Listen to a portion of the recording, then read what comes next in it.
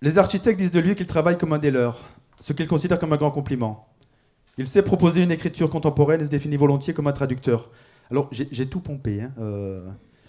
Il dit d'ailleurs, je le cite, devant certaines images dessinées par les architectes, un charpentier dirait que ce n'est pas possible.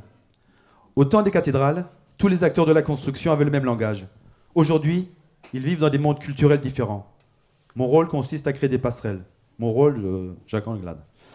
Il dessine des structures simples et préfère le low-tech au high-tech et considère son intervention réussie si on ne voit pas son travail. Son approche du métier passe aussi par une réflexion plus globale sur les ressources en bois, qui utilisent les ressources locales et privilégie les entreprises du cru. C'était le thème de la table ronde de tout à l'heure. Né à Bordeaux, il est diplômé au départ d'une école d'ingénierie hydraulique en 1976 après des études que lui-même déclare oubliables.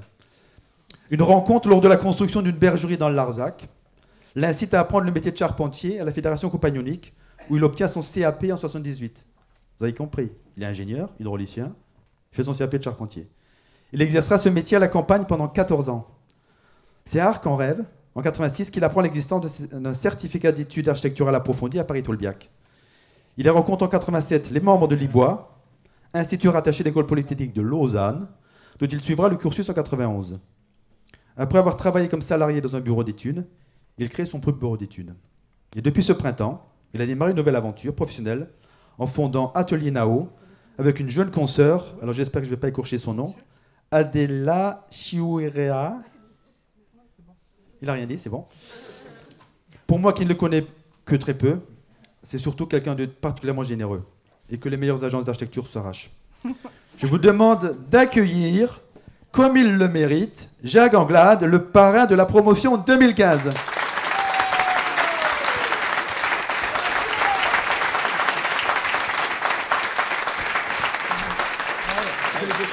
Ah ouais.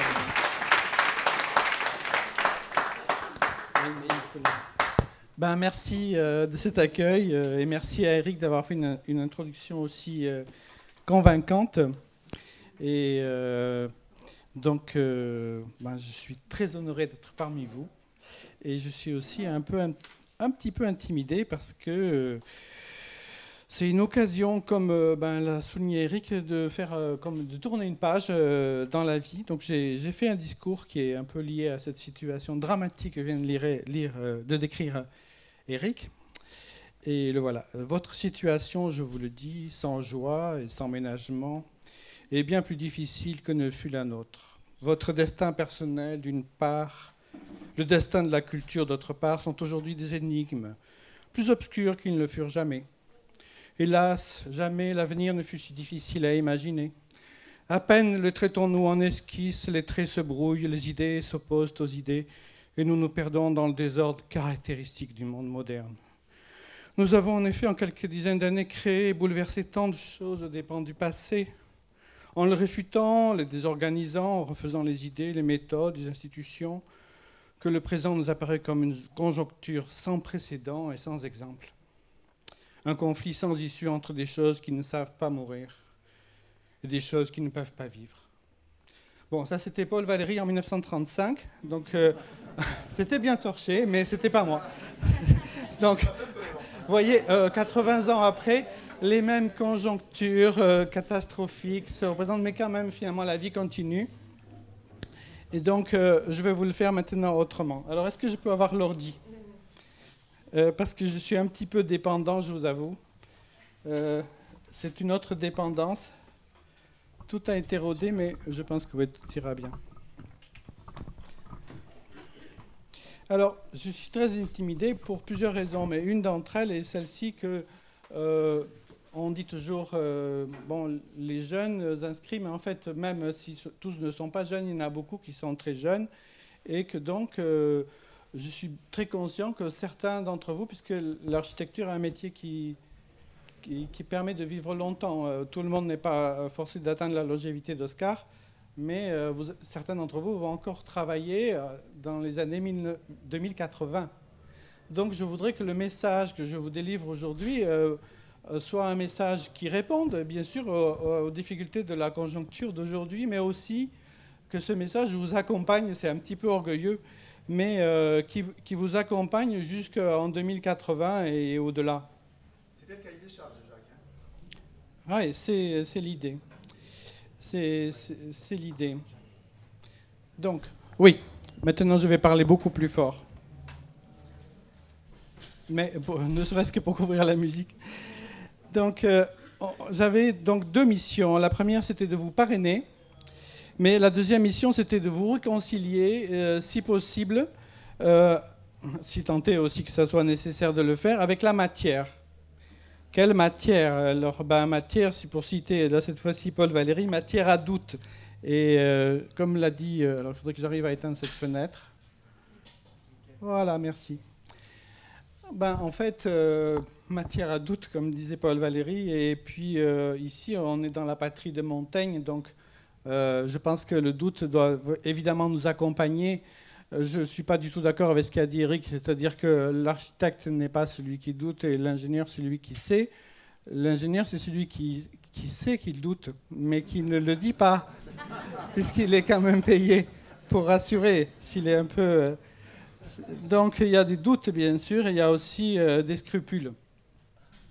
Parce que c'est un petit peu facile aujourd'hui. Depuis 60 ans, j'ai vu, malgré tout ce que j'ai pu essayer de faire dans ma petite échelle, et c'est vrai que la construction d'une bergerie à la place d'un camp militaire a participé à ça, malgré tout ce qu'on essaie de faire, j'ai vu le monde s'effriter, l'effet de serre s'aggraver, alors que ça fait 50 ans qu'on le sait. Et donc c'est un peu difficile de dire maintenant, on vous souhaite bon voyage sur un vaisseau qui est quand même passablement pourri. Donc c'est un petit peu difficile.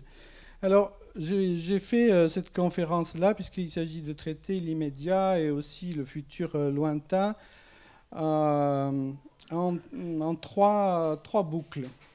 La première boucle, c'est celle que vous voyez là, c'est toutes des photos de projets ou de dessins de Giuseppe Pennone.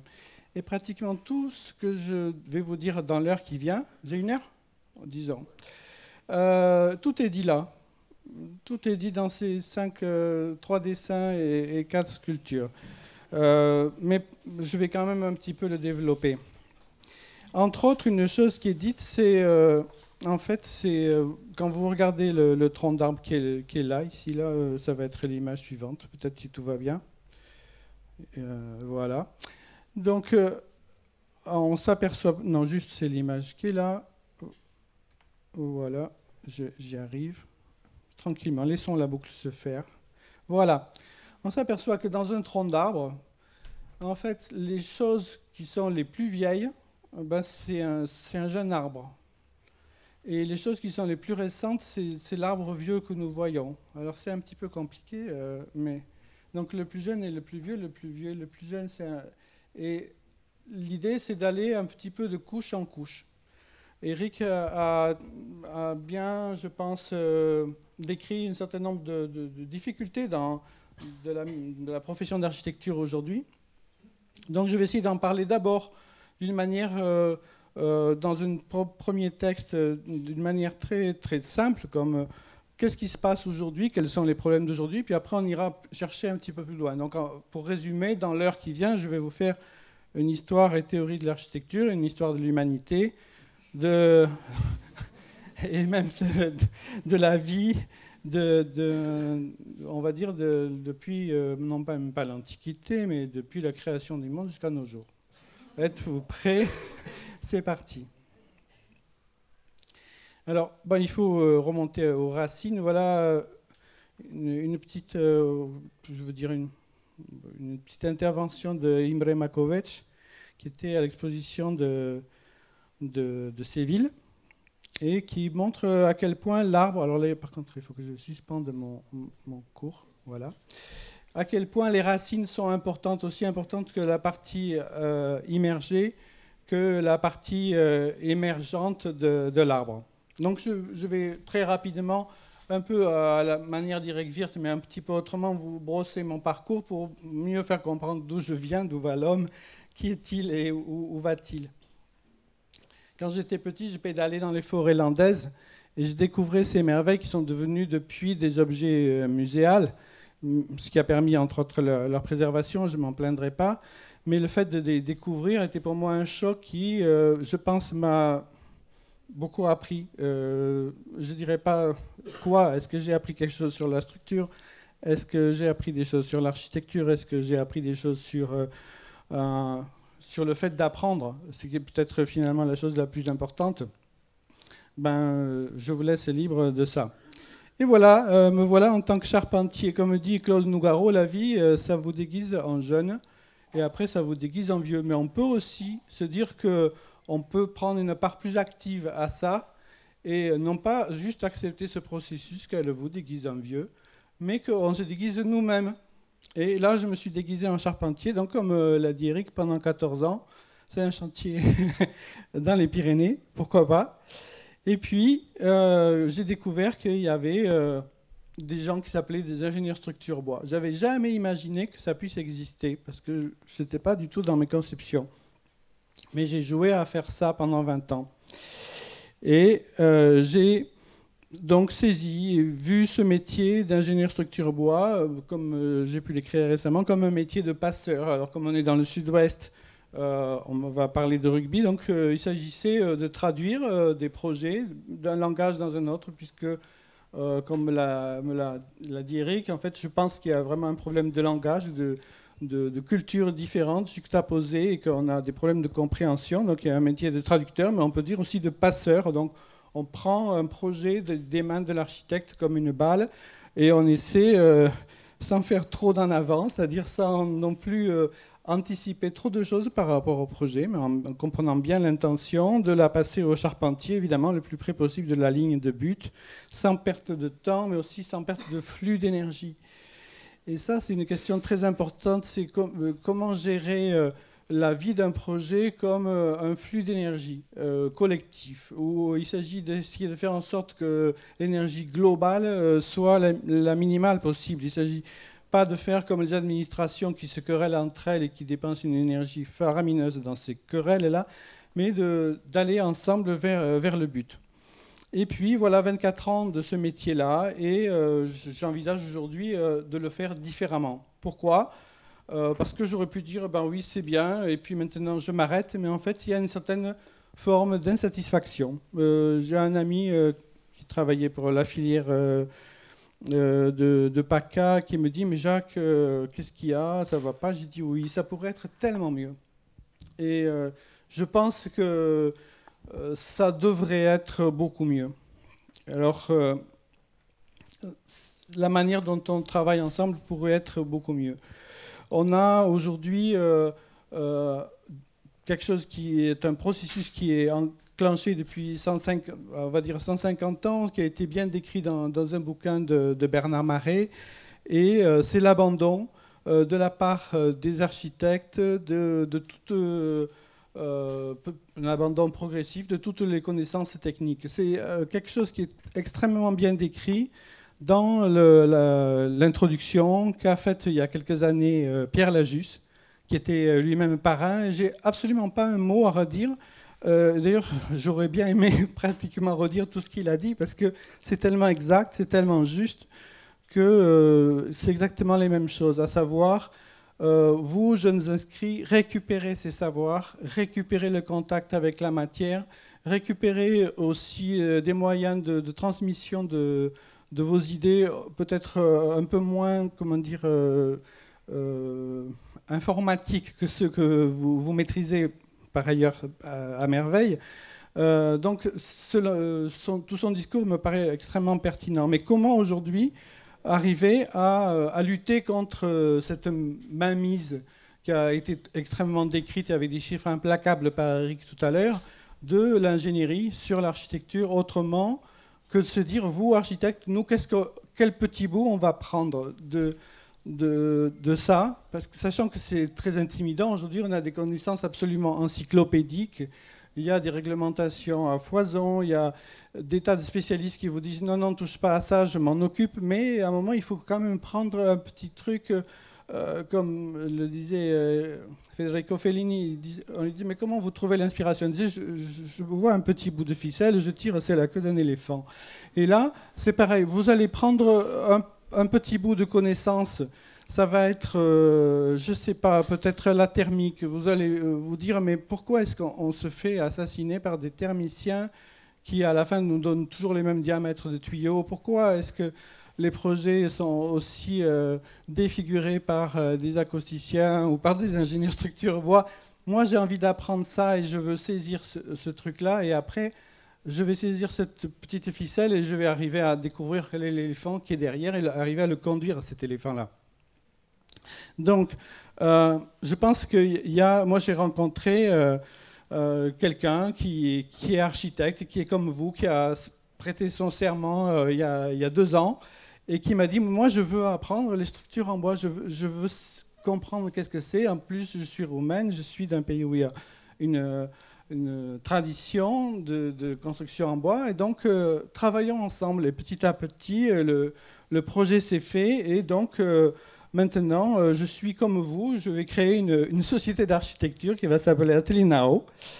Et on va essayer de travailler ensemble dans cet esprit-là, d'abattre ces cloisons qui existent et qui existent d'une manière tellement pérenne que c'est accablant que même les écoles, comme par exemple l'ENSTIB à Épinal, qui fait travailler ensemble des architectes et des ingénieurs, ou des étudiants architectes et des étudiants ingénieurs, reconstituent ces frontières en disant les étudiants architectes vont dessiner une chose et puis après vont le donner aux étudiants ingénieurs qui vont la calculer.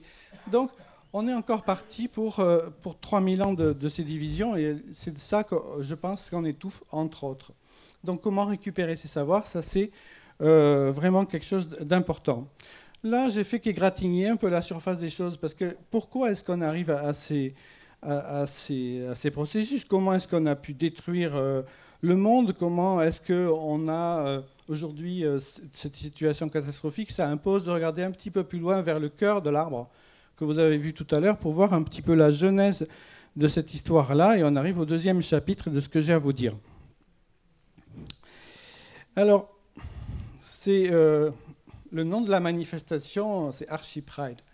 Donc c'est un nom qui évoque bien sûr la fête, mais aussi une notion un peu de coming out. Donc, oui, bon, ouais, il faut y aller. Hein.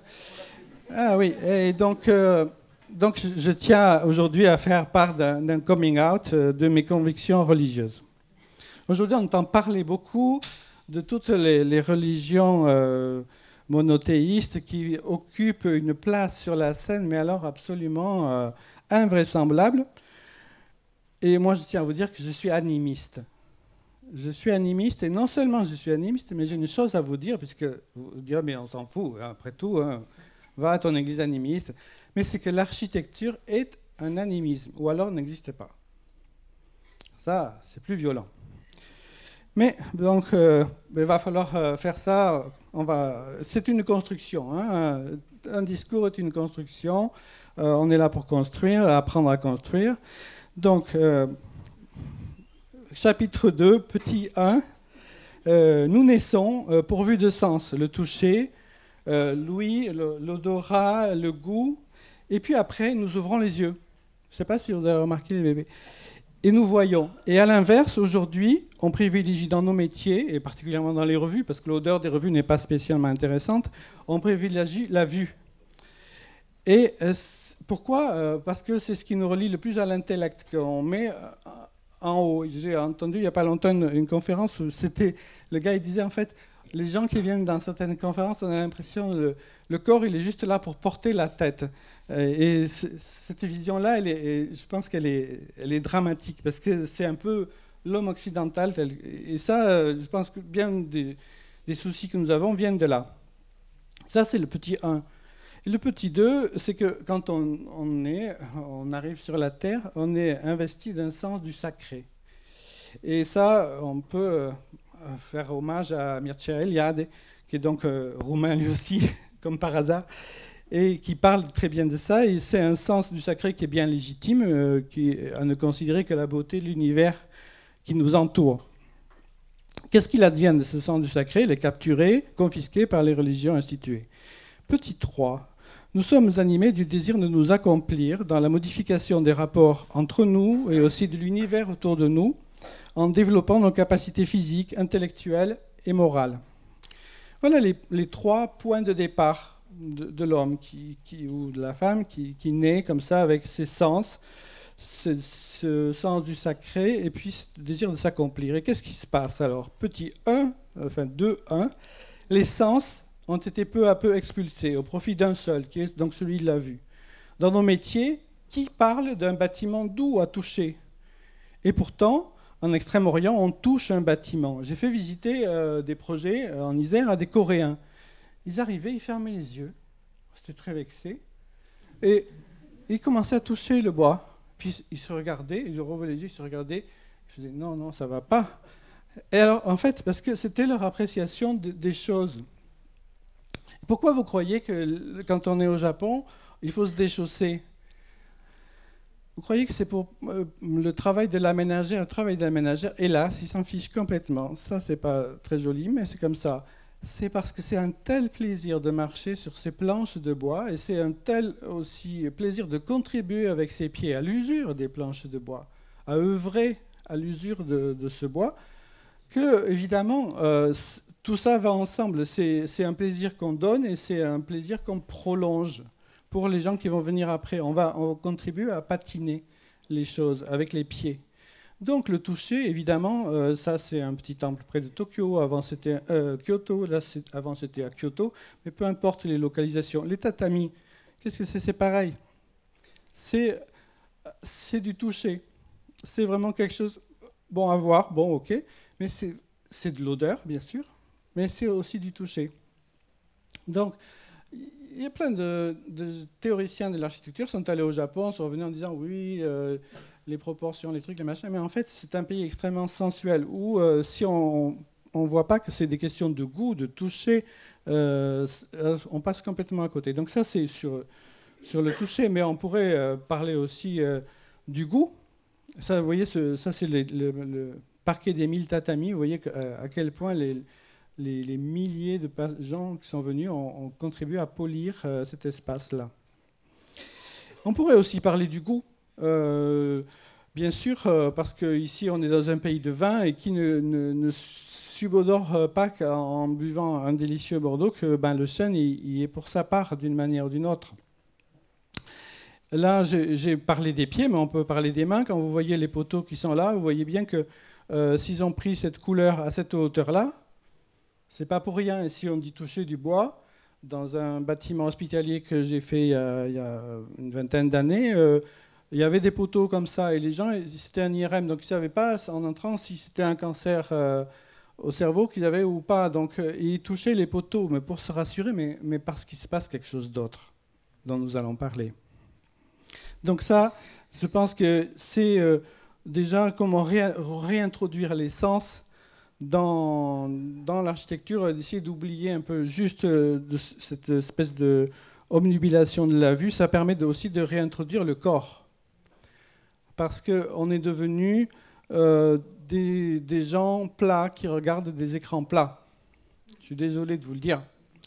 Et donc, à un moment, il faut essayer de se regonfler un petit peu pour reprendre un petit peu de volume et puis d'essayer de voir les choses, non seulement de les voir, mais de les sentir, de les goûter, de les toucher différemment. Et donc, pourquoi, en fait, qu'est-ce qui se passe avec ce doute? Si on lit l'histoire de la philosophie occidentale, ça nous apprend à douter de nos sens. C'est-à-dire, doute de tes perceptions, c'est vraiment... Et après, qu'est-ce qui se passe? Une fois que tu doutes de tes sens, il faut bien mettre quelque chose à la place. C'est la science qui arrive. La science dit, mais c'est pas compliqué, non, voilà, c'est comme ça, les choses. Et arrive le scientisme, arrive la croyance que la science, ou le scientisme, ou le technicisme, la croyance que la science va résoudre tous les problèmes de l'humanité. Exit la politique, la science va s'occuper de tout. Et après, qu'est-ce qui arrive avec ces croyances-là? Arrivent les spécialistes. Les spécialistes qui disent, vous croyez que vous êtes confortablement installé dans un isbal ou un chalet en rondin, mais si vous mesurez le lambda, vous voyez que non, vous n'y êtes vraiment pas. Le lambda est très très très mauvais, donc c'est pas vrai, vous n'êtes pas bien dans votre. Ou alors l'acousticien il dit, mais vous voyez tous les théâtres qui ont été faits avant l'invention des acousticiens, c'est pas possible. Maintenant, on va faire des vrais théâtres avec des vrais acoustiques. Alors qu'en fait, la plupart des théâtres anciens, ben, il n'y avait évidemment pas d'acousticien, il y avait un chef d'orchestre, il disait, ah ben tiens, peut-être là ou peut-être là. Et ça marchait très bien. Donc, la science vient se mettre à la place de nos perceptions. On n'écoute plus, on écoute l'acousticien, on n'a plus froid ni chaud, on écoute le thermicien. Et à un moment, il faut récupérer le corps, simplement. Alors ça, je pense que c'est... il y en a quand je vous dis pour 50 ans, peut-être ça va être même encore un petit peu plus long. Donc le corps a été expulsé de notre perception des choses et maintenant le corps il est malmené. Maintenant 2b2. Le sens de sacré qui animait nos ancêtres et qui imprégné pour ce qui nous concerne de toute nouvelle possession d'un lieu, et là je citerai Mircea Eliade, en organisant un espace, on réitère l'œuvre exemplaire des dieux, disait Eliade dans le sacré et le profane. Donc construire, participer du même rapport. Les poteaux sacrés chez les Celtes, les Germains, chez les Crétois et dans bien des ethnies africaines en sont témoins. On peut lire ceci dans La douceur de l'ombre d'Alain Corbin, qui est un livre consacré au rapport entre les hommes et les arbres, disons pour résumer. Donc on peut lire « En Crète, des piliers de bois et de pierre abritaient, pensait-on, l'âme d'arbres sacrés. Afin d'expliquer le culte que l'on rendait à ces piliers, l'archéologue Evans s'était employé à reconstituer les rituels par lesquels on installait l'âme d'un arbre dans une colonne. Dans cette perspective, un groupe de piliers pouvait bien être un bois sacré transféré. On comprend dès lors d'autant mieux la lutte menée contre le culte des piliers et des poteaux qui est omniprésente dans la Bible. Ce fait, parmi d'autres, qui illustre la guerre qu'ont menée les religions monothéistes contre tous les animismes. Il s'agissait là d'établir un pouvoir, évidemment avec les prébendes qui y sont attachées. Donc le corps nié par la science, les âmes bafouées par les religions, on est plutôt mal barré. Et donc après, il y a comment c'est réalisé par le travail, qui est notre troisième pôle que j'ai résumé tout à l'heure. Et là, il est toujours question de ça. Chaque fois qu'on a un nouveau ministre du Travail, il est question que de ça. Mais la réalité est bien autre. L'organisation du travail par la société, qu'elle soit capitaliste ou capitaliste d'État, entraîne de facto un appauvrissement des gestes, un appauvrissement de notre rapport à la globalité d'un acte, et nous éloigne aussi de la compréhension du travail lui-même et de son rapport au monde. Cet éloignement par rapport à la globalité d'un acte, c'est ce que nous avons essayé de réduire avec Eric et tous les gens du Conseil régional de l'Ordre en vous faisant à un moment toucher la matière et refaire une chaise. Peut-être, vous allez me dire, mais nous, on des chaises, on en fait tous les jours, arrêtez, nous casser les pieds avec ça, mais peut-être que s'il y en a seulement un qui a fait une chaise pour aujourd'hui pour la première fois de sa vie, qui lève le doigt, je serais content de le saluer et lui dire merci d'avoir joué avec nous. Donc il y a une aliénation du travail, et quand on est aliéné dans son travail, on n'a plus qu'un souci, c'est ce que disait Eric, c'est de consommer. Donc, et après, on s'endette, et après, donc, ça fait une crise économique, et après, on détruit la planète, et ça fait une crise écologique. Je veux dire, ça, c'est simplement déductif. Donc, travail exploité, travail aliéné, corps et âme détruits, planète détruite. Et quand je dis corps et âme, ce n'est pas des histoires, parce que quand on voit la manière dont on fait travailler les gens au Qatar, mais pas qu'au Qatar, si j'ose dire, c'est pas terrible. Donc, il y a bien 3 crises majeures et antiquissime, d'où découlent les 3 dernières, c'est-à-dire destruction écologique, économique, crise économique et crise écologique. Et donc, là, maintenant, je suis allé un peu dans le cœur de cet arbre-là. Et comment faire pour maintenant résoudre ça, et quelles sont les pistes dont on dispose pour résoudre dans notre métier, qui est un métier, disons, de façonneur d'espace, pour retrouver, renouer à la fois avec les sens, avec notre corps, avec les gestes, donc bien sûr, et avec le sacré, enfin. Donc, 2D1, la table des matières. Nous pouvons compter pour cela sur la matière, ou plus exactement sur les matériaux. Le mythe d'Anté, c'était un géant, donc dès qu'il reprenait contact avec sa mère, qui était la terre, Gaïa, il reprenait des forces. Donc moi je vois dans ce mythe une piste, c'est-à-dire il faut reprendre pied, toucher terre, recoudre la coupure qui s'est faite entre la culture, la nature et nos corps. Donc il y a des gens qui ont écrit là-dessus, comme Philippe Descola, sur au-delà de nature et culture, au-delà de ce dualisme-là qui est tragique. Et comment donc revenir sur cette fracture-là? Ben, c'est difficile parce que autant c'est facile de poser des théories d'architecture sur des choses qui sont juste de l'intellect. Là, il s'agit de poser des théories sur des choses qui sont vraiment de l'ordre du sensible. Pourquoi je vous mets ce pâté debout sur du bambou devant les yeux?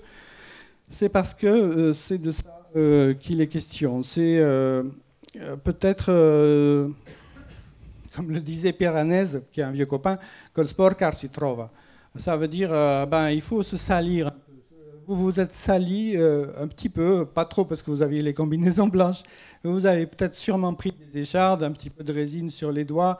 Col sporcar, vous avez trouvé. Donc là, on est au Japon. On n'est pas au Japon du Moyen-Âge chez les shoguns. On est en 1999, dans le pays qui, à l'époque au moins, c'était de là que venaient toutes les innovations dont la société se berce aujourd'hui. Et là, il y a un charpentier qui cherche quelle est la meilleure boue et quelle est la meilleure trame de bambou pour venir faire du torchis. Comme la maison, à peu de choses près, la maison landaise que j'ai pu vous montrer tout à l'heure. Donc, il faut revenir à ces matériaux-là. Alors, ces matériaux-là, c'est la terre. Mais la terre, si on écoute la légende biblique, en fait, nous sommes pétris de terre. Et puis un jour, on va nous mettre là-dedans et on va redevenir de la terre. Donc la terre, d'une certaine manière, c'est nous. Et c'est ça qui est vachement intéressant. Et c'est, si vous vous rappelez, la toute première image de Giuseppe Pennone avec la trace du pouce qui est au cœur de l'arbre. C'est-à-dire là, on a le sporcar, mais aussi on a la présence là, à l'intérieur. Et puis, il y a, donc ça c'est la terre. Et les architectes japonais savent se servir de la terre. Par exemple, ça c'est un projet de Naito. Et il a utilisé la terre battue, ce qui se trouve dans l'entrée de toutes les maisons traditionnelles japonaises. Et cette terre battue, elle est génialement utilisée parce qu'au lieu d'avoir tous les tuyaux, les trucs, les machins, les sondes, pour faire en sorte que les barques là, elles sèchent pas trop, c'est juste le sol de terre battue qui va faire le jeu. Donc la terre, elle est là, elle nous porte, elle nous humidifie, et puis elle nous rassure parce que le toucher de la terre, c'est quand même pas la même chose que toucher une dalle en béton. Le bois, c'est notre frère. Je ne sais pas si vous avez vu ce film qui s'appelle Quattro Volte de quelqu'un qui s'appelle Michelangelo Framartino. Sinon, courez le voir.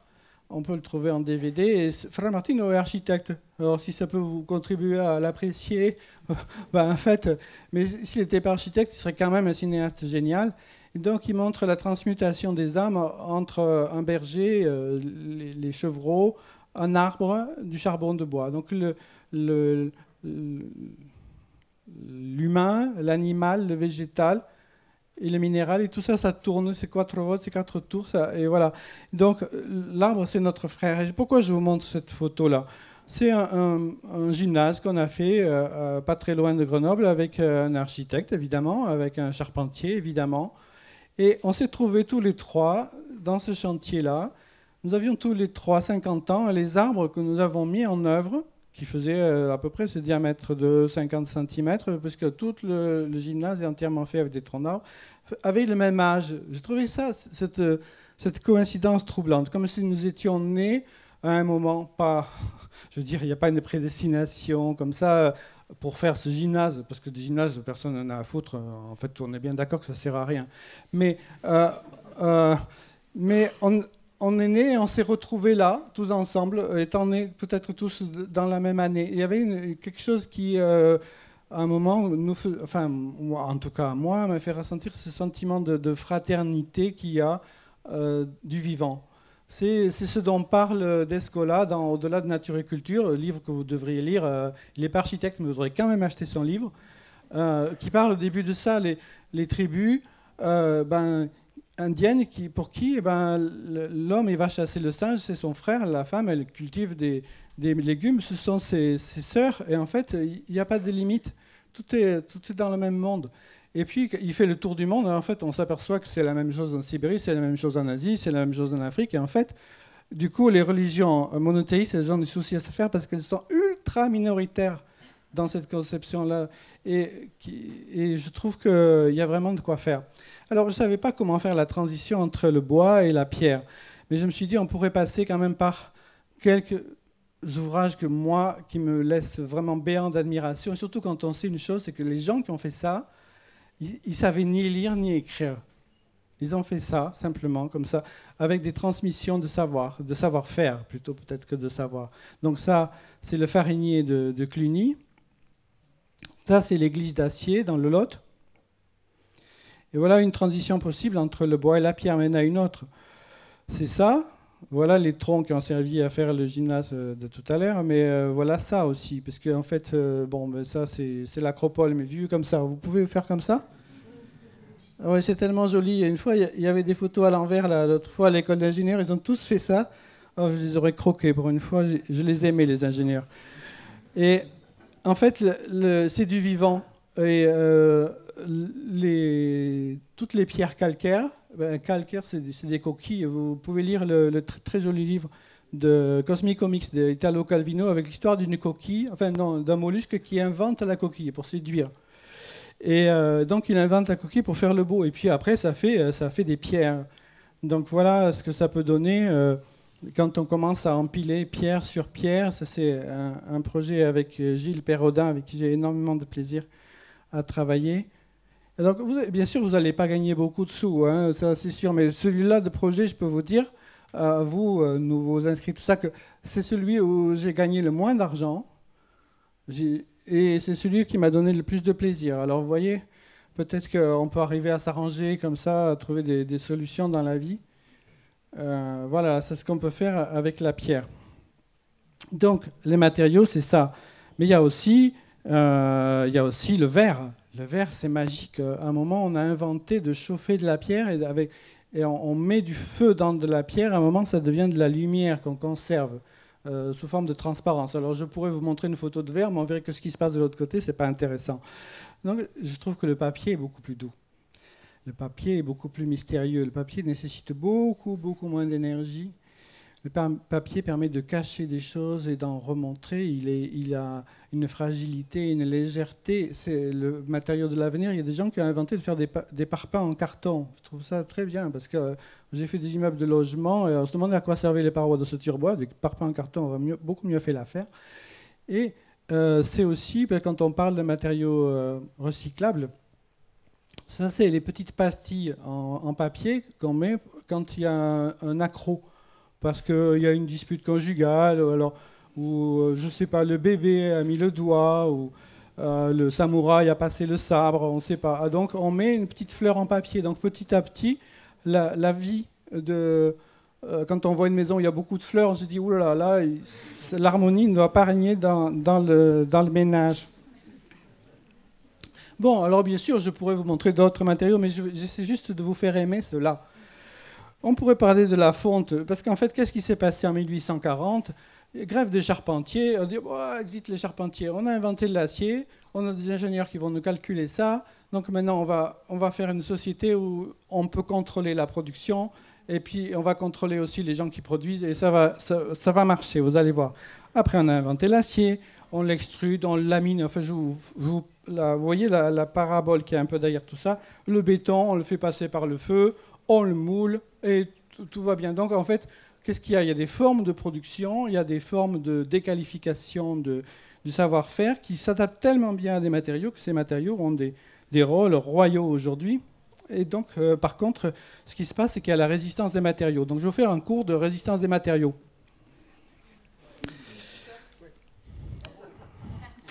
Donc, un mythe hante nos jours, celui du progrès. Je passais dans Bordeaux hier, je me disais, voilà, je vais illustrer le mythe du progrès. Parce que quand j'étais petit, à Bordeaux, il y avait les tramways. Et à un moment, on a dit, c'est tellement nul ces tramways. Et maintenant, il y a le progrès. On a des voitures, non ? Alors, on va supprimer les tramways. Bon, on a supprimé les tramways. Et après, dans les années 2000, on a dit, c'est tellement con ces voitures, maintenant, on va progresser. On va remettre des tramways. Alors, ça relativise un peu la notion de progrès. J'espère que je me suis fait comprendre. Donc, on jette tout ce qui est ancien. On jette la pierre, on jette les bougies. Non. Donc, mais ce qui se passe, c'est qu'il y a la résistance des matériaux. Les matériaux résistent, ils ne veulent pas partir. C'est ça l'histoire. Quand j'étais charpentier, je voulais faire des maisons en sature-bois. J'ai fait un séminaire, une journée de marketing offert par la CAPEB. Alors, il y a une dame qui a dit, voilà, vous avez une courbe, les produits, ça monte et après, ça descend. Parce qu'après, les gens, ils s'en lassent. Alors, je dis, bon, attends, mais le bois, c'est quoi? Il y avait quelqu'un là qui disait, moi, c'était en 1989, par là. Et quelqu'un qui dit, ah, mais moi, je voudrais vendre des téléphones portables. Alors, je lui ai rayonné, je lui ai dit, mais ça, c'est vraiment un truc de con. Vous voyez à quel point j'ai des visions d'avenir. Et donc, moi, je me dis, mais le bois, alors ça monte depuis quand? Et ça va descendre jusqu'à quand? Est-ce qu'on est en haut? Est-ce qu'on est en bas? Donc, en fait, le bois, il résiste. Il résiste même à des politiques qui disent qu'il faut utiliser le bois. Parce que tout d'un coup, il devient politiquement correct, sans se soucier d'organiser la production du bois, d'organiser une filière pour le diffuser, ni l'enseignement du bois. Il résiste aussi aujourd'hui, j'espère qu'il va résister à son emploi comme une espèce d'emblème du greenwashing. Quand on veut faire un bâtiment durable, entre guillemets, avec une certaine couche de guillemets, hop, on y met du bois, une couverture avec de l'herbe, enfin une espèce de paillasson, des triples vitrages, des doubles flux, et après le tour est joué, hop, on passe la caisse, ding ding. Donc le bois résiste, j'espère qu'il va résister à ça aussi. Cette résistance, elle est importante. Comme le disait Stravinsky, notre vieux copain, si rien ne m'offre de résistance, tout effort est inconcevable. Donc c'est bien qu'il y ait la résistance. Et vous l'avez remarqué peut-être, mais pas forcément parce qu'on vous avez un peu mâché le travail, le bois, il est rétif. C'est-à-dire, à un moment, vous voulez scier, mais il coince la scie, ou alors vous voulez donner un coup de ciseaux à bois, mais il est dans l'autre sens, le fil. Et donc, cette résistance, elle sert aussi. Parce qu'en fait, pour reprendre les paroles d'Éric tout à l'heure, l'architecture n'est pas un sport de combat. L'architecture est un art martial. C'est beaucoup plus beau. Et donc, en fait, qu'est-ce que c'est l'art martial? On se sert de la résistance de l'autre pour le vaincre. Donc, en fait, c'est ça, c'est la résistance du bois, cette fameuse résistance des matériaux, qui nous sert. Et elle nous permet non pas d'être là en train de le vaincre avec une espèce de conviction, l'homme qui va à la nature, un truc complètement con là, qu'on nous a foutu dans les veines avec la Bible, mais il s'agit de collaborer avec une matière vivante. Vous avez compris que j'ai un certain attachement pour la Roumanie, avec Adela Tsurea, qui m'a encore introduit encore dans cette culture roumaine. Donc je citerai Brancuș. Brancuș, c'est Brancusi pour les gens. Donc il dit, on ne peut pas faire ce qu'on veut, mais ce que le matériau permet de faire. Chaque matériau a sa vie propre, et on ne peut pas impunément détruire une matière vivante pour en faire une chose inerte, le voilà Brancuș, muette et inerte. Il ne faut pas essayer de prêter notre langage aux matériaux, il faut collaborer avec eux pour faire comprendre leur propre langage.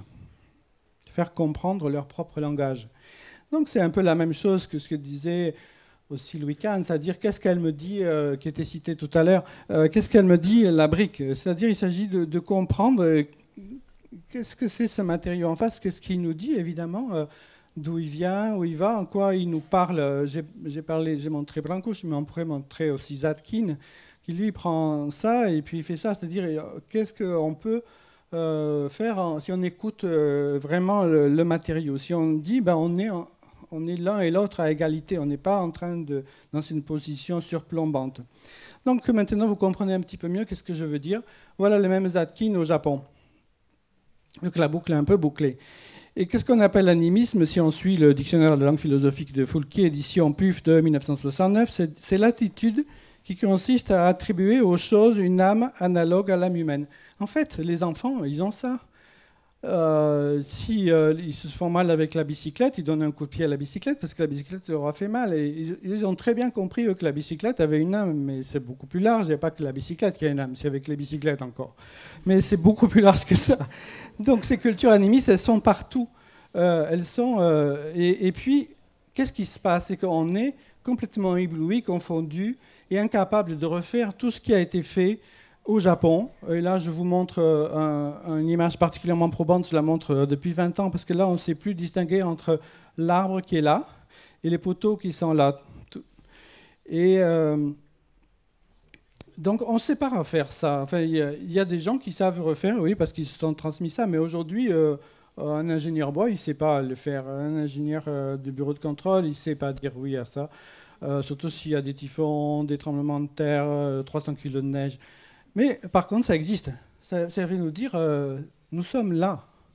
Nous sommes là. Et ces cultures qui sont des cultures animistes, profondément animistes, le shintoïsme, c'est un animisme au Japon, ou les cultures précolombiennes. Ben, qui peut faire ça aujourd'hui avec la pierre? Avec cette précision-là, on ne peut pas passer une lame de rasoir ni une feuille de papier cigarette. Je ne suis pas encore allé avec ma feuille de papier et cigarette, mais j'irai un jour, j'espère, et ma lame de rasoir pour vérifier. Mais donc, ces cultures-là, de par le contact qu'elles avaient, mais on pourrait dire la même chose sur les Africains, avec les fabricants de pirogues à Ségou ou ailleurs. De par le contact qu'ils ont avec la matière, par cette culture animiste, ils ont des savoir-faire. Et nous, on a besoin de reconstituer ça. On y arrive pauvrement. Quand on parlait tout à l'heure d'introduire la vie dans le bâtiment, l'âme dans le bâtiment, il y a des rites aujourd'hui que moi j'essaie de prolonger en disant ben, si vous faites ça, il y aura le champagne de l'ingénieur. Ces rites-là, ils viennent de la nuit des temps. On met la vie dans le bâtiment. Alors ça s'appelle, dans certaines cultures, l'arbre de vie. Ça, c'est à la Comédie Française. Et donc, ça, on fait la fête. Tout le monde est là, on attend. Et puis, ça y est, ils arrivent. Ils posent l'arbre, vous voyez. L'arbre, il est petit. Le bâtiment est grand, c'est pas grave. Là, le bâtiment est petit. L'arbre, il est grand. Mais c'est pas grave aussi. C'est bien. C'est la même chose. Donc, ça, je pense que c'est de ça qu'il faut se saisir. Notre chance, là, elle est là. Elle est dans le nouveau rapport qu'on peut avoir avec les matériaux et le nouveau rapport qu'on peut avoir avec notre corps. Est-ce que c'est fini mon temps? Parce que sinon, j'ai des images de projets à montrer. C'est fini. Ça serait mieux si c'était fini. Donc, c'est fini. Et puis, c'est très bien. Bah, alors, c'est pas fini. Alors, c'est pas fini.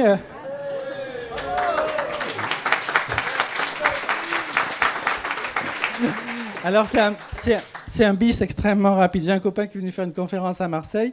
Et il avait 1 heure, il a parlé pendant 55 minutes. Il a dit, maintenant, de quoi voulez-vous qu'on parle? Alors, les étudiants ont dit, ben, on veut voir des images. Alors, il dit, bon, voilà des images. Alors, ça, c'est une image de forêt. Et voilà, la forêt, c'est magique. Ça, c'est le temple Shinto. C'est reconstituer la forêt. Et puis, ça, c'est l'église gothique. Et alors, qu'est-ce qu'on fait? On fait une forêt, non? Alors, voilà, ça, c'est le Beauvais. Pas José Beauvais, la cathédrale de Beauvais. Et ça, c'est les pins Lariche. Donc, vous voyez, hein, bon, après j'ai bien choisi la photo, d'accord. Mais on joue à ça. On va pas, nous, on n'est pas aussi bêtes, aussi prétentieux. Moi, je ne suis pas aussi prétentieux, en tout cas, moi, pour dire je vais faire des arborescences, je sais faire des arbres. Il n'y a que les arbres pour faire les arbres. Mais par contre, faire des forêts, nous, on sait faire. Donc, c'est ce que j'essaie de faire très modestement. C'est pour tenir un bâtiment de 3 étages au-dessus, en zone sismique, avec tous les bazars. Donc, on reproduit des images de piliers composés comme ils font dans les églises gothiques, parce qu'après, les nervures, on les fait continuer. Et en même temps, les jambes, elles me servent à stabiliser l'histoire. Et puis, à un moment, la lumière, elle va un peu se répercuter entre les troncs. Et c'est là, au jeu de la lumière, qu'elle soit naturelle ou qu'elle soit artificielle, qu'on se dit, ah ben oui, peut-être qu'il y a un peu quelque chose qu'on est arrivé à retraduire. Voilà, c'est fini. Mais après, il y a encore 50 projets, mais je ne les montrerai pas. Ce sera pour une autre fois. Et je vous remercie de votre attention.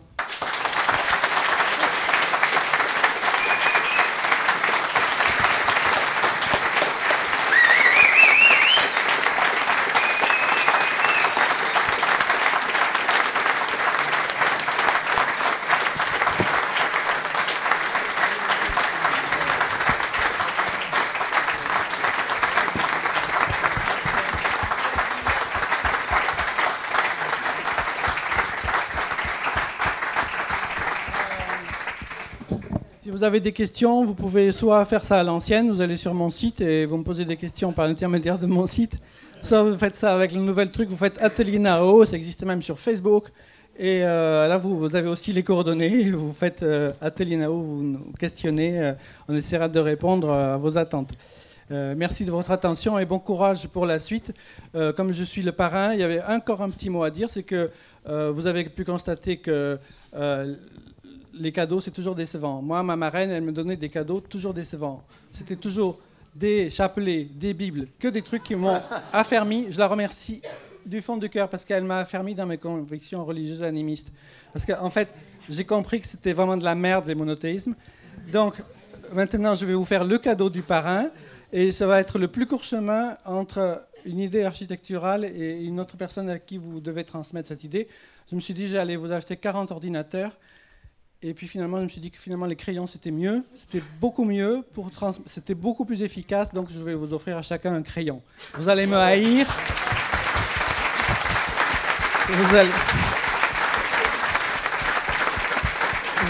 Vous allez me haïr comme j'ai pu haïr ma marraine, mais peut-être que d'ici 50 ans, si le crayon n'est pas usé, vous en aurez l'usage. Merci beaucoup, Jacques. Bravo. Est-ce que vous êtes content de votre parrain?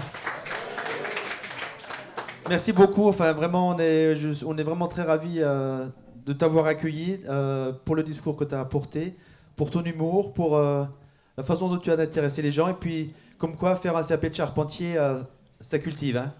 Bon, après, c'est vrai que je n'ai pas montré la moitié des photos que j'avais prévues, mais il faut toujours partir avec une provision de réserve un peu, donc on ne sait jamais. Mais c'est pas grave. Alors, tu as cité Pierre Lajusse, qui est présent, donc je le salue. Hein. Merci Pierre, tu as été un très bon parrain aussi. Merci d'être là. Je suis vraiment très content de te voir. Pour accueillir André Grésy, je vais d'abord appeler mes collègues, mes prédécesseurs, hein, donc ceux qui m'ont précédé à cette place-là. Donc, ce qu'on peut faire, on peut jouer un peu d'ailleurs, hein, savoir si vous les connaissez. Si je vois alors Laurence, tu ne dis rien. Il y en a deux qui sont partis parce que Patrick et Annick. D'accord. Ben, c'est pas grave, on peut jouer quand même. Hein. Donc, si je vous demande qui a été président de 2007 à 2013, vous me répondez? Michel. Ouais, un peu d'enthousiasme.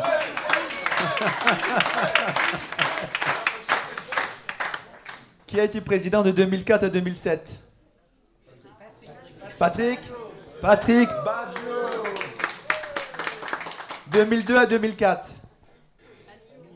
Annick Aérabélian. 2000 à 2002. Denis Debègue. 98 à 2000. Jacques Puissant. Et Michel, viens là. Jacques. Qui a été président de 94 à 98. Jean-Claude Duprat, bravo. Mais j'avais dit que les conseillers ne jouaient pas, mais c'est vrai que tu étais conseiller avec lui, c'est vrai. Qu'est-ce qui était président de 90 à 94? Jean-François Marty, voilà. Il n'est pas là, il faut qu'on l'applaudisse parce que si on a une maison de l'architecture, un centre de formation et ACP, c'est bien grâce à lui. Et également à l'époque à Christian Braque qui a beaucoup œuvré avec lui. Qu'est-ce qui a été président de 86 à 90? Serge Bottarelli. Serge Bottarelli, donc vous savez, qui est décédé très récemment. Donc je ne vous le présenterai pas, je ne vous ferai pas sa biographie parce que l'essentiel des confrères, pas les plus jeunes, savent qui c'est. Donc professeur à l'école, ancien président de l'ordre. Enfin, je pense qu'il a formé une armée d'architectes qui œuvrent aujourd'hui sur Bordeaux. Donc s'il travaille mal ou bien, c'est grâce ou à cause de lui. Et personnellement, j'ai prêté serment avec lui. Alors je vous rassure, c'était pas avec le même faste, c'était à Jean Jaurès, dans un bureau, avec un verre de limonade et 2 cacahuètes. Qui est-ce qui était président de 82 à 86? Bernard Trinquet. Viens nous rejoindre, Bernard. Dont on a vu d'ailleurs tout à l'heure le projet aussi de la bibliothèque que tu as réalisé avec André. Qui est-ce qui a été président de 80 à 82? André Grésy, voilà. Et pour finir, on va s'arrêter à 77 de l'architecture. De 77 à 80, c'était Adrien Courtois, parfaitement. Malheureusement décédé aussi. Donc André Grésy, né le 28 mars 1925 à Toulouse. André Grésy a commencé ses études d'architecture à l'école des Beaux-Arts de Toulouse, avant de les poursuivre à Paris, où il a obtenu son diplôme d'architecte des PLG à 25 ans, le 22 février 1950. Vous n'étiez pas né, et vos parents n'étaient pas nés non plus. Diplôme qui lui a valu le prix Cadet et le prix du meilleur diplôme. Il a ensuite collaboré à l'atelier Le Maresquier à Paris. Inscrit au tableau de l'Ordre des architectes dès le 1er mai 1950, il est un modèle de longévité, puisqu'il a demandé sa radiation qu'en septembre dernier. 64 ans d'exercice. On peut applaudir.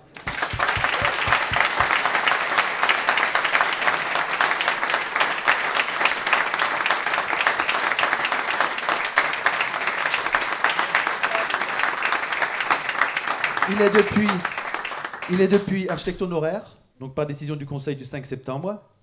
Au cours de sa longue et riche carrière professionnelle, jalonné de plus de 850 projets, dont de nombreuses réalisations emblématiques, il occupera aussi les fonctions d'architecte conseil au ministère de l'Équipement. Ce parcours de 64 ans au service de l'acte de bâtir et de la qualité architecturale, il l'a partagé avec deux architectes associés successifs. D'abord Jean-Raphaël Hébrard, à partir de 61, association qui durera près de 30 ans, donc sous le sigle Aquitaine Architecture Architecte Associé. Et André Grésy restera donc à Pau, et Jean-Raphaël Hébrard s'installera à Bayonne, où une agence sera créée aussi. Ensuite, il s'est associé avec Serge Grésy, qui se joindra à eux donc dans les années 80. Et tu me disais tout à l'heure que tu as fait prêter serment à ton fils. Donc depuis Pau et Bayonne, André Grésy et ses associés réaliseront ainsi sur le Grand Sud-Ouest et jusqu'à Clermont-Ferrand des équipements d'envergure, on en a vu un certain nombre tout à l'heure, publics ou privés, lieux de vie, de travail, industriels, confessionnels, culturels, etc. Alors j'en citerai certains, je ne citerai pas les 850, excuse-moi. On peut citer les installations totales, donc dans les années 80, et ça se poursuit à ce jour, je crois. L'Université de Pau et des Pays de l'Adour, où l'agence réalisera le premier bâtiment, ainsi que le plan directeur, avant de construire les bâtiments des facultés de lettres et de droit. Une architecture qui marquera un tournant dans l'expression de l'époque et sera publiée et donnée en exemple dans la presse nationale. Il y a eu la création du premier zénith français en dur, avec une capacité de 6500 places, en 1992 à Pau, suivi de ceux de Toulouse, Nice et Clermont-Ferrand. Et là, on parle d'un architecte local, aquitain. Il a fait les accueils à Lourdes pour la réception des pèlerins, bibliothèque, médiathèque, bâtiments industriels, tels que l'usine Storagitech à Toulouse. Voilà, etc. On s'arrête là, je vous l'ai dit, il y en a plus de 850. Et parallèlement à cette activité intense et riche, il a su donner de son temps et de son énergie pour la profession. Donc tu as été président de l'ordre départemental des Pyrénées-Atlantiques, l'ordre départemental des Pyrénées-Atlantiques, puis réélu président de l'ordre régional des architectes d'Aquitaine de 1980 à 1982, on l'a vu tout à l'heure, après la fusion des ordres. Donc conscient du rôle d'acteur sociétal de l'architecte, tu obtiendras donc un mandat politique de conseiller régional d'Aquitaine. Et président de l'UNSFAM, tu fais bien de le citer parce que je ne l'avais pas dans ma petite note biographique, mais de toute façon je pense que si on cite tout ce que tu as fait, voilà. Mais je peux rajouter, parce que ça c'est sur ma fiche André, que tu es médaillé d'architecture de l'Académie d'architecture de Paris, que tu es chevalier de la Légion d'honneur et chevalier des Palmes académiques. J'aimerais qu'on fasse un triomphe à André Grésy.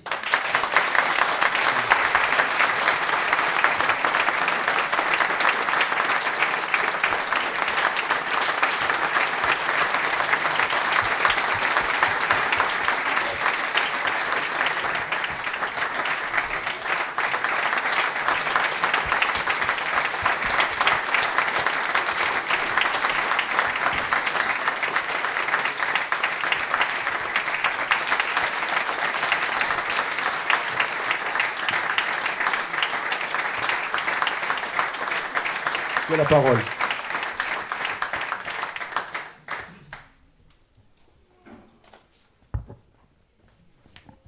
Je pense que je vais beaucoup vous décevoir. Non. Si. Parce que le petit mot que j'avais préparé, eh bien, il est à contresens de tout ce que vous avez entendu ce soir. Donc, vous voyez, la vie n'est pas facile et n'est pas un grand fleuve tranquille. Vous m'avez fait l'honneur ce soir de venir évoquer le devenir un petit peu et le renouveau de l'architecture. Parlons d'architecture d'abord. On parlera des hommes après. Vous savez que la définition de l'architecture, la plus lapidaire qui soit, mais qui est une base essentielle pour comprendre ensuite ce que cela veut dire. L'architecture est l'art majeur de concevoir des espaces et de bâtir des édifices. En une phrase, vous avez tout entendu et vous avez tout compris.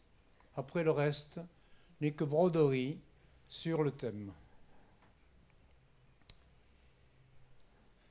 Dans votre métier, croyez-moi, j'ai suffisamment d'expérience pour l'avoir bien connu, dans toute la vie professionnelle que vous mènerez, vous tous qui êtes là et qui vous voulez être architecte, eh bien, vous serez poursuivi nuit et jour par vos recherches, parce que ça m'est arrivé. J'ai vécu nuit et jour avec des recherches d'architecture. Nuit et jour, on se pose des questions, parce que c'est un métier sans cesse à renouveler. Ce n'est pas un métier banal. Vous prenez beaucoup de risques, mais vous aurez beaucoup de joie. Et je pense que vous avez, j'en suis témoin, beaucoup de chance d'aborder ce métier. Beaucoup de chance. Alors, toute votre vie, je prends quelques notes ici pour arriver à suivre un petit fil.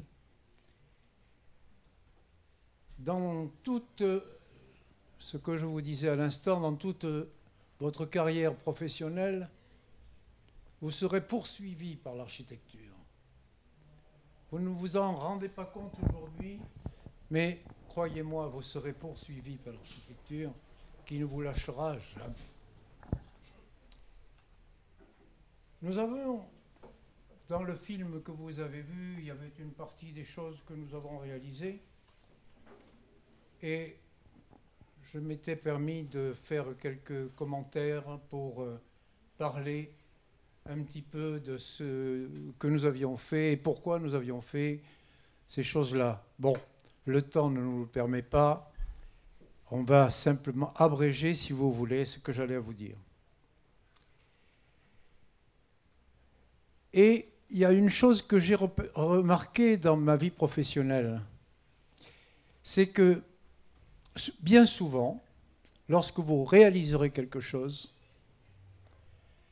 dont vous serez fier, parce qu'il faut être fier de ce que l'on réalise, autrement ce n'est pas bon, eh bien, vous avez le client, appelons-le comme ça, le client, c'est-à-dire l'utilisateur, c'est mieux,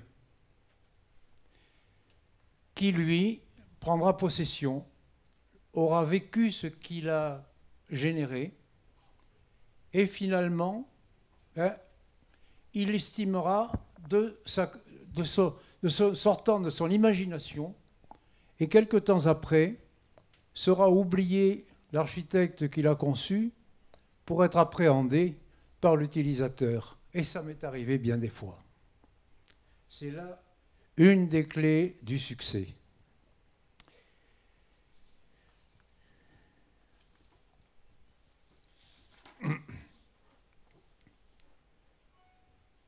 Une petite réflexion. Vous avez tous remarqué que l'on n'a jamais parlé autant d'architecture. D'ailleurs, cela a été évoqué tout à l'heure par le président, si j'ai bonne mémoire. Et le mot architecture a envahi finalement la vie courante. On ne sait pas trop maintenant ce que cela veut dire, architecture. C'est pour ça qu'il y a dans ce mot un avenir. Il y a un avenir dans lequel il ne faut pas rester.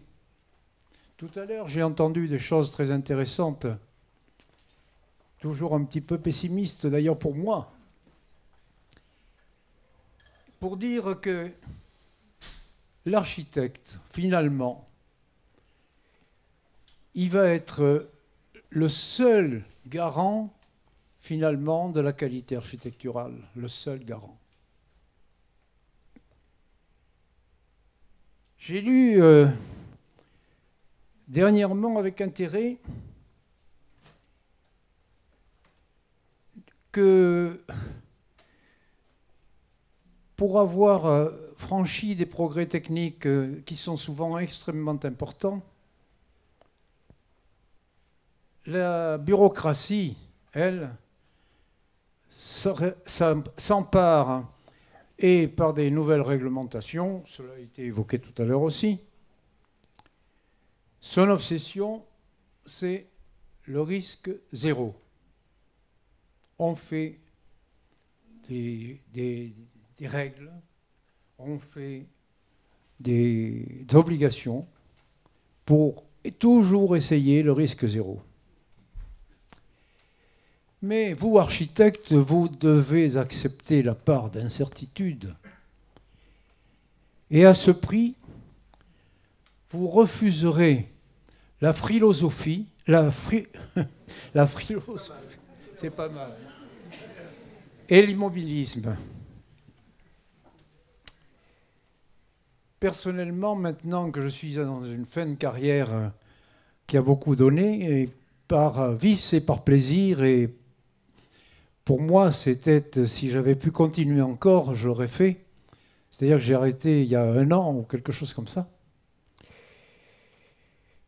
Et je dis toujours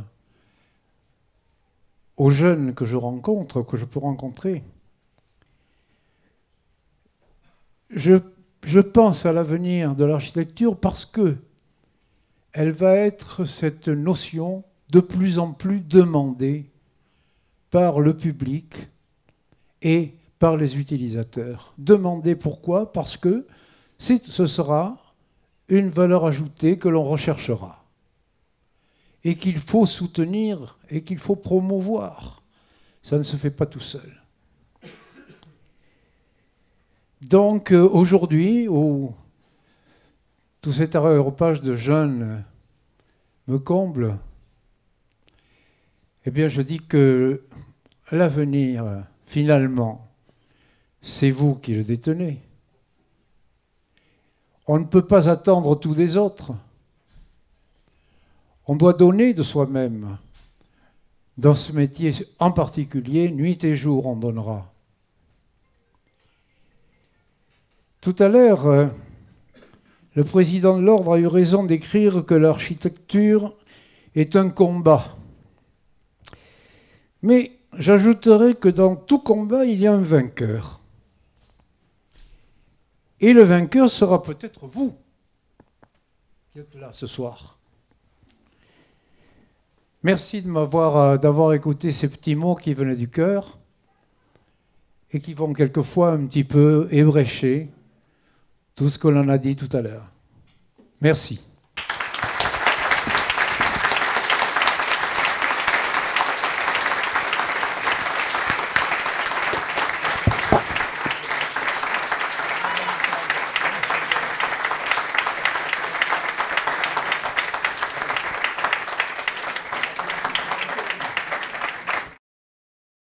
Donc si on peut commencer, si tout le monde est prêt. Prêt, la presse est là, les invités sont là, les jeunes inscrits sont là. Donc on va être trop original, on va le faire par ordre alphabétique. Chauffez-moi parce que le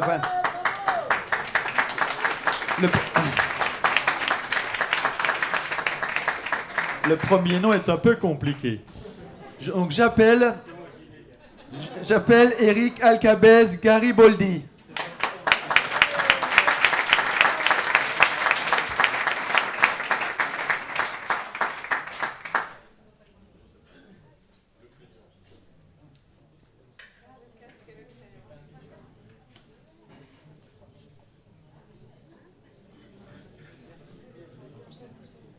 J'appelle Timothy Argile.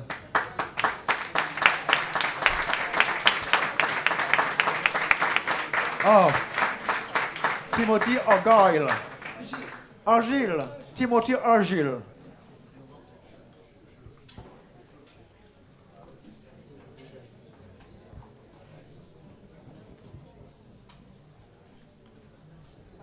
J'appelle Albin Arnaud.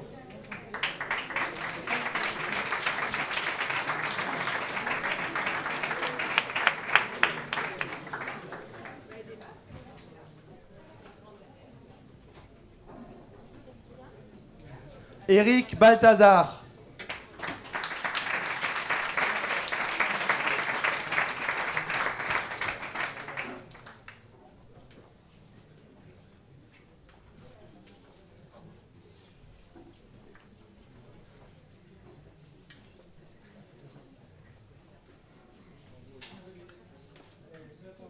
Enfin des filles pour la parité, Marine Bertoli.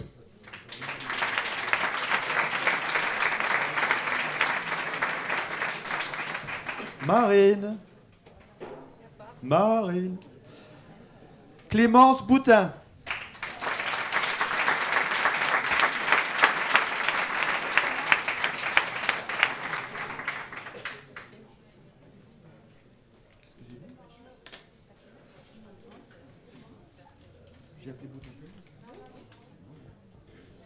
Audrey Buis.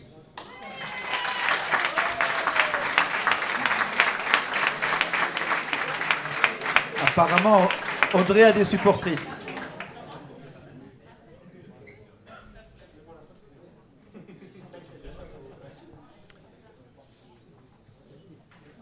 Anne Buron.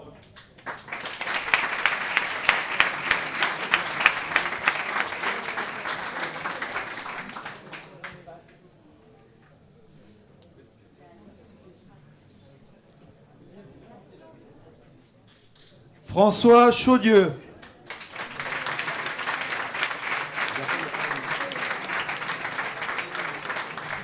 Je lui communiquerai vos applaudissements chaleureux, il n'est pas là. Grégory Claret.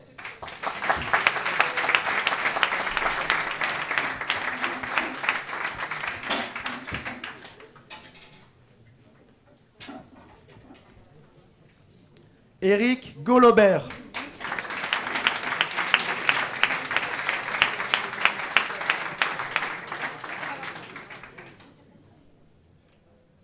Je vais peut-être un peu vite.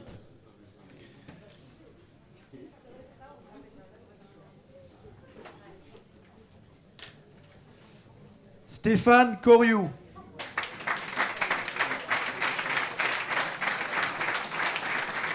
Stéphane, non, pas là. Abraham Corpas.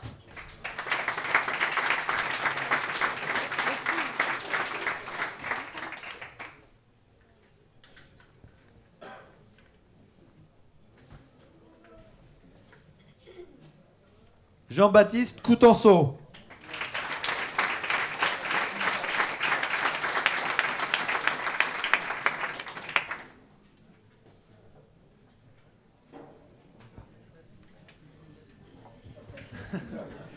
Pas encore.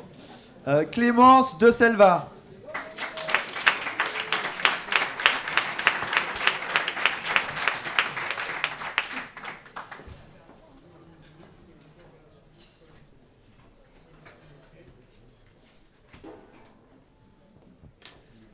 Jérôme Deveau.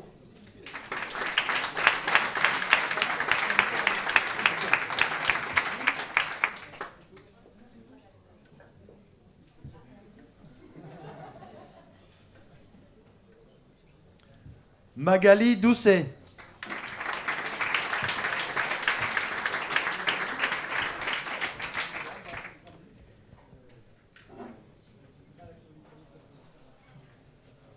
Clément Fleury.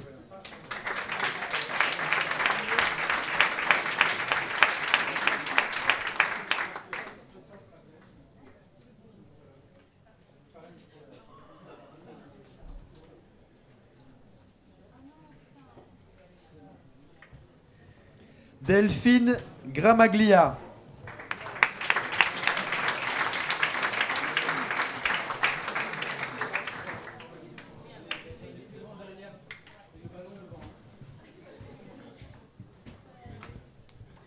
Françoise Guiner.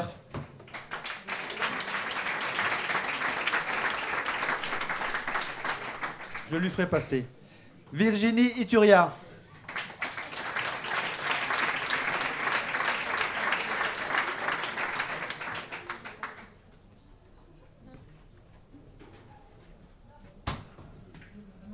Philippe Jolivet.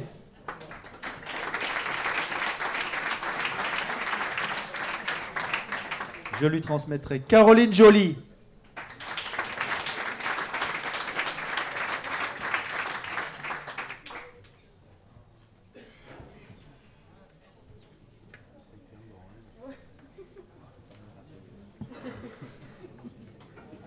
Vincent Jouglet. Je crois qu'il n'est pas là. Et est-ce que Marion Lachaud est là? Non plus. Claire Leroux.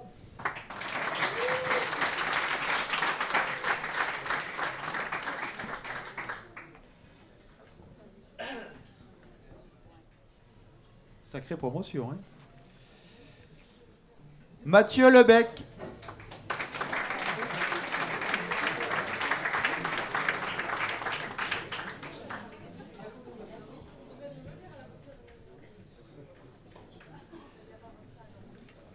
Emmanuel Liang.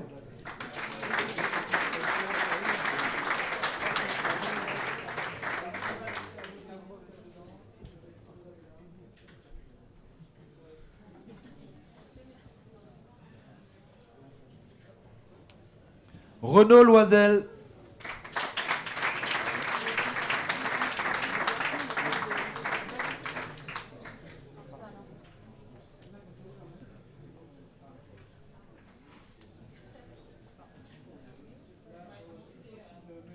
Jorit Magre. York Magre.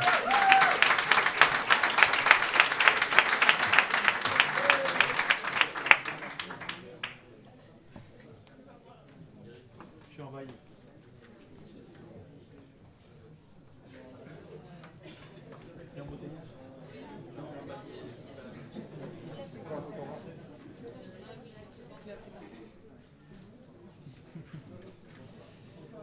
Anne-Solène Mathieu.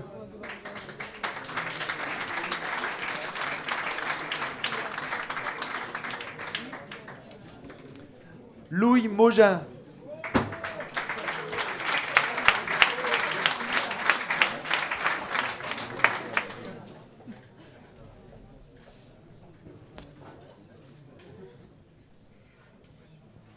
Attention à pas tomber. Hein. Vous êtes plus petite que Ulysse Moal Lacanal.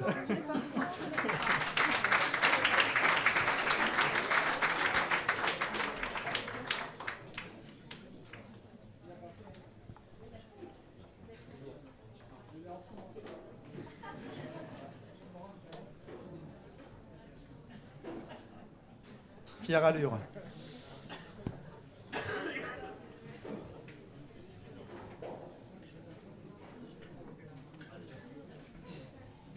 Rémi Morga.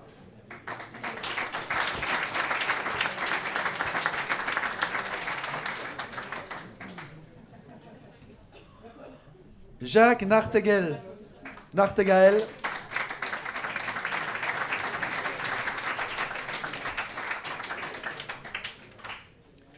Carmen Navarro Velasco.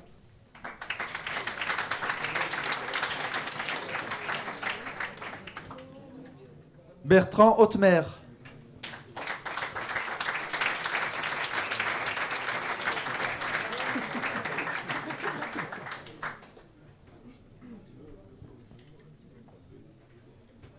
Géry Poisa.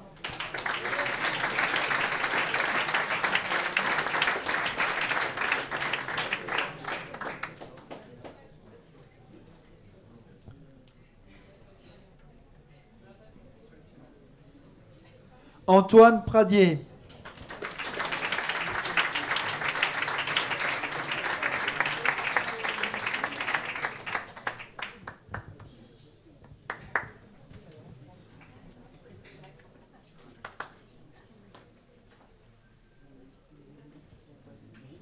Thierry Priser.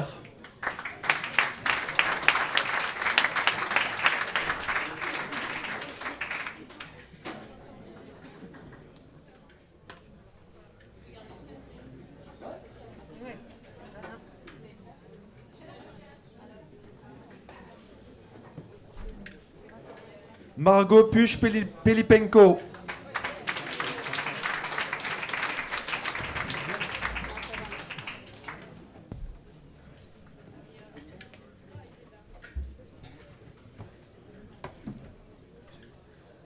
Clémence Quichot.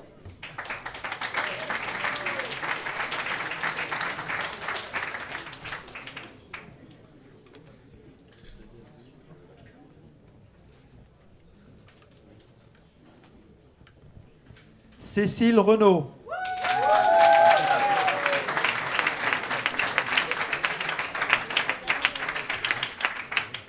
Il y a des supporters dans le 47. Hein.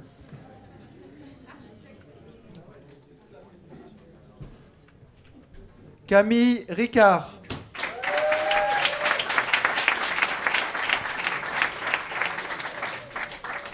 C'est aussi le Lot-et-Garonne?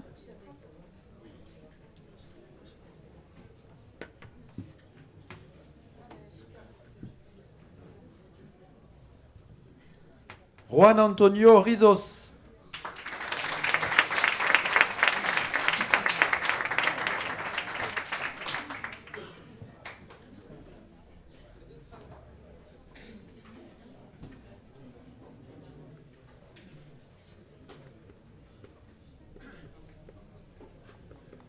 Nathalie Rode Aragüez.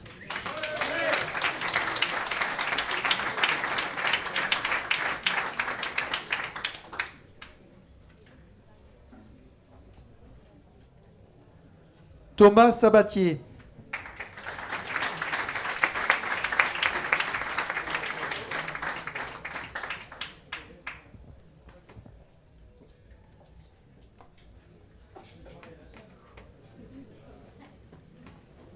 Jérémy Salmon.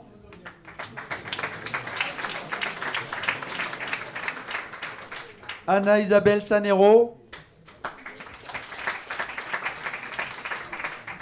Je pose la question avec un ton interrogatif parce qu'a priori, il ne serait pas là. Mathieu Sommier.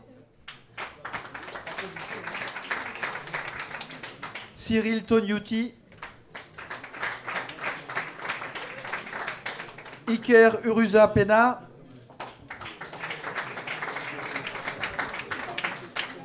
Fanny Vallet. Mathias Varona. Yann Vess. Baptiste Villemont.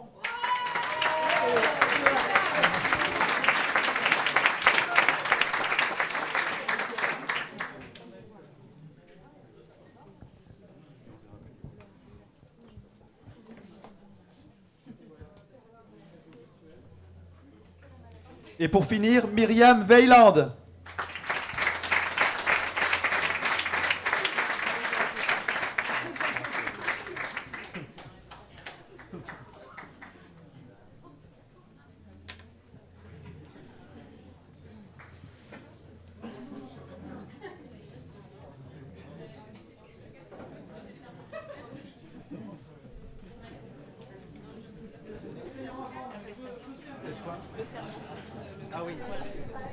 Donc là, on va passer à la prestation de serment. Donc il va falloir être hyper synchro et le serment ne vaut qu'avec le casque, bien entendu. Hein. Sans casque, ça vaut pas.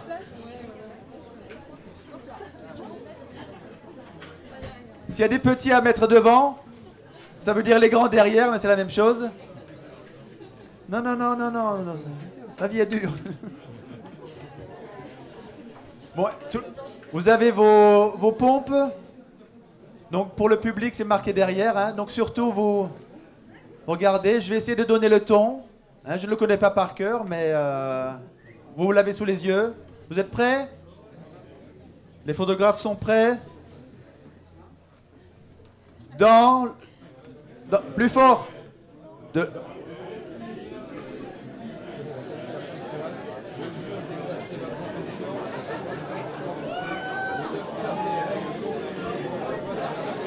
Non, non, non, non, non, non, non, ça le fait pas, non. Non, non, non, non. Non, non. Là, il y a 3000 témoins et personne n'a rien entendu. Donc, vous allez vous appliquer. Voilà. Alors, je vais essayer de le lire avec vous, avec un peu le micro, bien que je l'ai déjà fait. Mais, d'accord? On y va?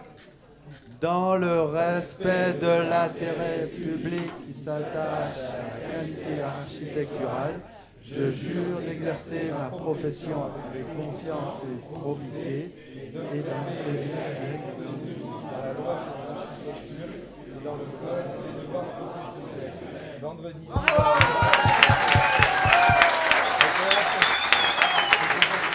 Vous y êtes. Vous y êtes.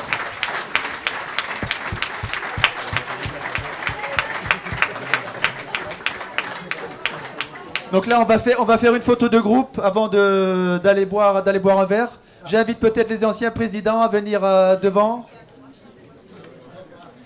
Michel, André, Jacques, Bernard.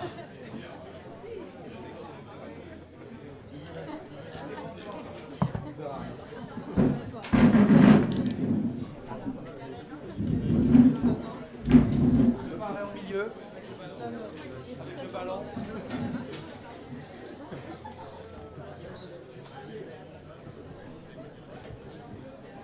Vous souriez à photographe.